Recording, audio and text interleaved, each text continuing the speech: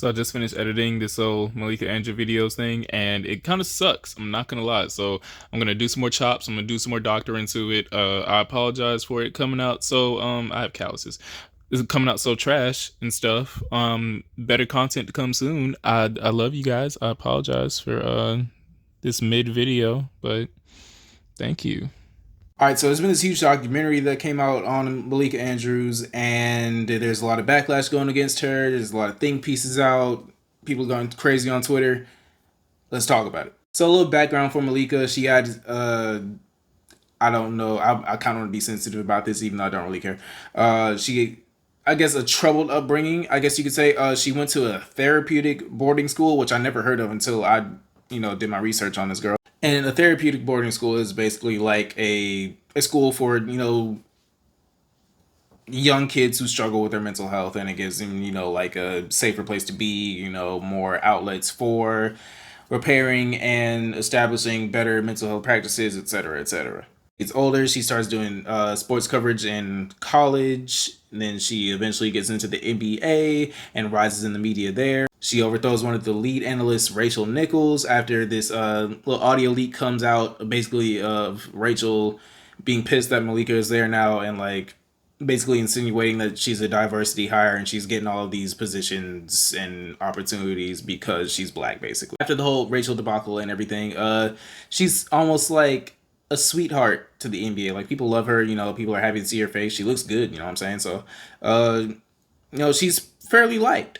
But as more time passes, the issues start to arise and rear their ugly head, and now everyone fucking hates her. When former Boston Celtics head coach got caught having sexual relations with one of the female staff of the Boston Celtics, and he eventually got suspended for an entire year for it, there were a lot of opinions going around in the sports world and stuff, and anyone who tried to deflect the blame away from Ime Udoka, she had beef with. She would go on to attack established figureheads in the NBA media, such as Stephen A. Smith and Kendrick Perkins, basically insinuating that they were anti-women and blatantly misogynist, honestly. Then as time passes and the Celtics get their replacement head coach for Ime Udoka, Joe Mazzulla, she covers that, and she brings up his criminal history from 13 years ago when I'm pretty sure he was in college, I believe. Like, yeah, this is what reporters do. They're supposed to report the news and, give you all the information and the juicy details and all of that. But at the same time, imagine you got like a promotion at your job and someone was like, yeah, that's cool. Now, but remember that time that you know what I'm saying? Then most recently with the NBA draft that just happened, I'd say like a few weeks ago, Brandon Miller, he was essentially the best player in the NCAA this season, and he was a consensus top 3 pick in this said draft. Minutes before the draft actually commences and stuff, she starts talking about his criminal history, which wasn't even really his criminal history. It was something that got alleged with his name, and it was something that happened with one of his teammates. And it was corny as fuck. Like, there's no need to defame him. He was obviously going to go top 3, regardless of what you were going to say and what your coverage was. Yeah, we could still say, yeah, she's a news reporter. She has to cover all this stuff. She has to give us the juicy details. But years ago, when Luke Walton got hired for some other team as a coach or like some part of their staff and stuff, and he has a criminal history, one that's more recent than Joe Mazzulla's, she didn't say shit about it. She didn't say shit about this white man's criminal fucking history. But it gets worse. How does it get worse? Oh, just you fucking wait. Adrian Payne. I remember this name because I'm fairly sure he played for Atlanta at some point, I believe. I believe he got drafted by the Timberwolves or Atlanta, one or the other. It's hazy. I'm old. Anyways, years after he got out of the league, he ended up passing away, I believe, in a shooting. Instead of just covering it and saying, sorry for the loss for his family, the NBA, loves and respects whatever you're supposed to say in an instance like that, she brings up the fact that he had an alleged sexual assault case before he got cut from the league, even though that sexual assault case, he wasn't charged in it at all, on top of the fact that it had nothing to do with him even getting cut because he was at the bottom of the bench for the team that he was playing for, and he played 5 games out of 82 in that season. Not only is that insensitive to this dead man, his family, his friends, even people who are still currently in the NBA, it was just so fucking unnecessary. And then you go into like the blatant arguments that she starts with like the OGs, you know, like Matt Barnes and Richard Jefferson and all these other, you know, like former NBA basketball players that she just all of a sudden knows more about as far as things go in the NBA.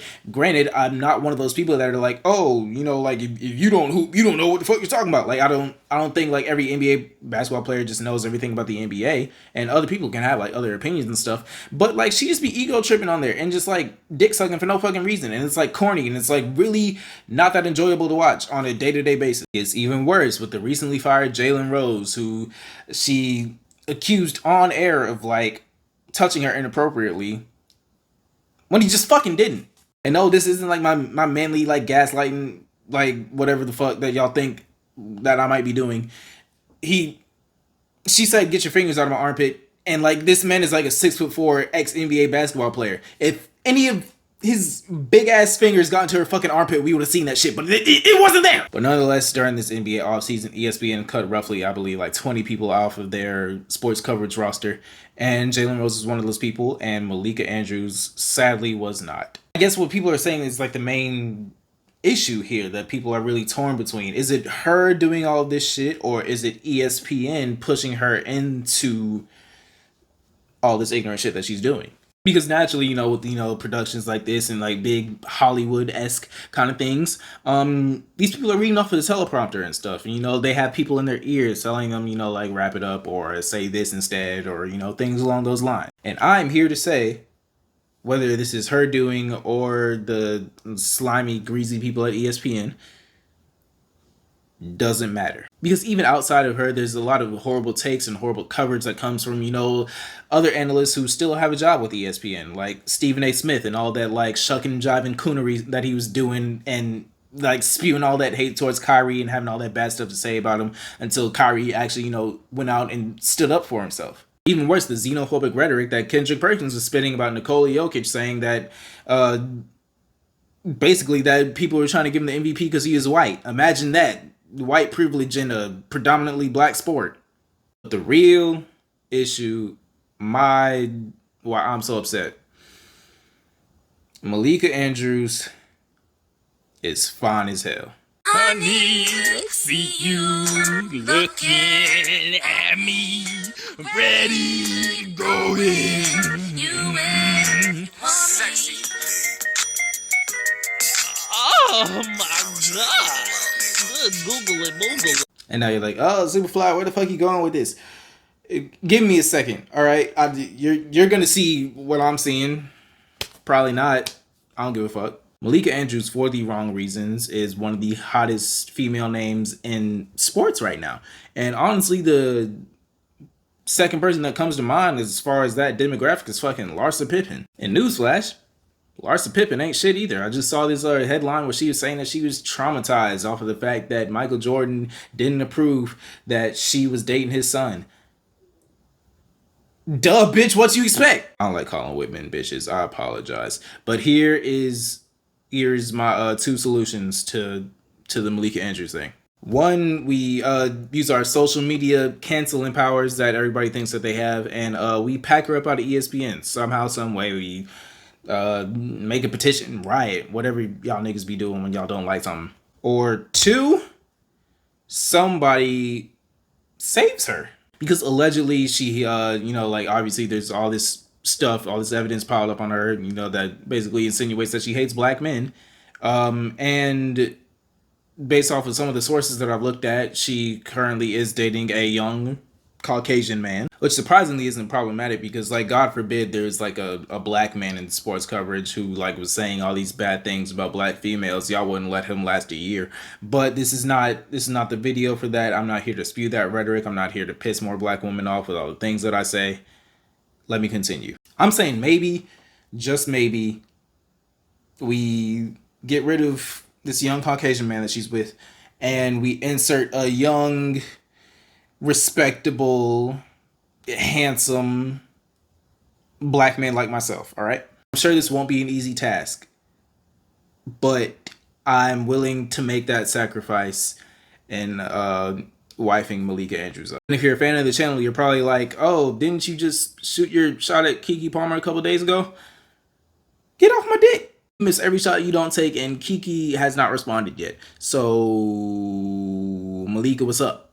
But in all seriousness, whether, like I said before, but this is her doing it or ESPN doing it, this is nasty behavior, and it's disappointing to see ultimately. And I hate that it has to be someone who's as talented at what she does and as beautiful as this young lady as herself. And yeah, like, I guess that's all I really got about this. Still being for real. Like just reach out to my people, Malika, and they'll get in touch with yours, and we can get something going. We can get something going. I need to stop trolling. Like, comment, subscribe. I should cut my nails. See, yucky. Yeah.